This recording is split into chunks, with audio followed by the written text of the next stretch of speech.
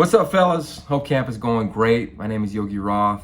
I've been a part of the Elite 11 now. I believe it's year 14 as host and the coach of it. And man, it has gone through amazing iterations, including the one you're involved in right now. So congratulations for being a part of this tribe, this community. It is awesome. I'm bummed I can't be with you in person, but I'm really thankful that the staff has given me the opportunity just to talk to you virtually. So I appreciate just a few minutes of your time. I want to talk about one simple thought today with all of you. And it revolves around one simple question, which is, how many of you believe that you're a storyteller? So by a show of hands, I'm not there right now, but raise your hand if you think you're a storyteller. I would bet, I've done this exercise probably over 40 times now in locker rooms around the country.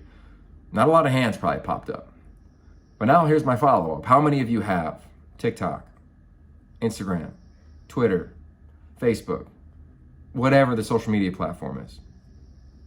Y'all got something, right? To me, if you have one of those, you're a storyteller. You're telling a story every day about who you are, what you're about. As your career grows, as your life grows, that story is going to add layers to it. And if you're talented enough, you're a quarterback who believes they can be one of the best in the country. I'm sure everybody in this room feels that way. Eyeballs are going to get on this story. So do you know the story that you're telling? Are you connected to the story that you're telling? We see it every year at the draft. Somebody told a story about who they were way back in the day, and it comes up and usually doesn't bode well. Who are you? What do you stand for? And are you competing to tell the purest version of who you are and what you are about? Which leads me to the next question. How do you define the word compete? I know you all have a journal out there. Write it down. How do you define the word compete? I know when I was your age, when I was an athlete, I would define it as taking the guy down next to me, being better than the player at the same position. If I was an Elite 11 competitor right now, if I was at this camp right now with you guys, I would try to say my arm is better than the next guy's. I can make more unique throws than the next guy, me versus him. But if you looked at that definition on your smartphone right now and you scroll down on that definition of the word compete, you'd look at the Latin root of the word and it would say to strive together. Think about it, to strive together. We are in a room of alpha males. The alpha of alphas in all of sport is this position. Only one can play. But can you live with the ideology of, you know what? We're playing the same position. I'm going to make you better. You're going to make me better. Let's do it together. Can you honestly do that? It's hard to do. I'm going to take you through the 4 stages of being a competitor. And you're going to ask yourself as I'm going through this, which stage you truly believe you are. Stage number 1, we coin it as being a survivor. You're just surviving in this competitive atmosphere.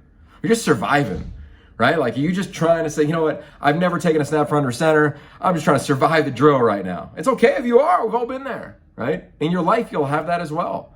And we have a newborn baby. I'm just surviving and make it through, to be honest, man. I'm up at 4 a.m. every day. All right, we got this, Yogi. We got this, right? So, and the dads in the room, I'm sure you're getting a chuckle out of that. But you get through it, right? You get through your freshman year in high school. You get through your freshman year in college. You get through day 3 install where you're just exhausted. You get through your rookie year in the league. You get through it. Second stage, we coin it as simply being a competitor. And what is a competitor? Real simply, well, somebody says, well, if Trent's working, I'm going to go work. If Joey Roberts is working out, staying late, I'm going to stay late.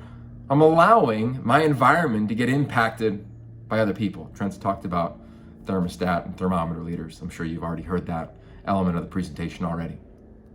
Are you that one? It's okay if you are. Are you allowing your life to be impacted by the actions of others in this craft? The third stage of being a competitor, I coined it a true competitor. I coined it a true competitor. True competitor would say, you know what? It doesn't matter if Joey or Trent or Brian or anybody else is staying late or coming early. I'm going to do me. I know my standard of excellence. I'm going to show up. I'm going to do me. And that is where most elite performers operate. Most elite competitors operate. That's where a lot of athletes that are playing D1 football, even in the National Football League, operate. And that's nice. But there's another level that I want to challenge you on, and our staff wants to challenge you on. Is can you be at the apex of this pyramid, which is can you be a pure competitor? Can you be a pure competitor? And a pure competitor, we would define it as the following. If I know an answer to a defense, I know it as a quarterback, and I know I'm competing with somebody else for that position, will I tell him what that answer is, knowing that it might make him better? Will I try to teach a freshman if I'm a senior, even though I know he's really talented and coming after my job? Will I? Am I that type of guy? That's a hard place to get to. Not everybody's there. And I think when you check yourself and you think, you know what? I wouldn't do that. That's okay. Recognize it. Or I would do that. How am I doing in that regard? Or better yet, what would I want if I was the young guy? What would I want if I was the new guy? What would I want if I just moved to this community? What would I want if I want a championship style environment? What do I want if I want to go win state? What do I want if I want to go play for a natty? Because if you operate at that level, fellas, all the other cool stuff comes.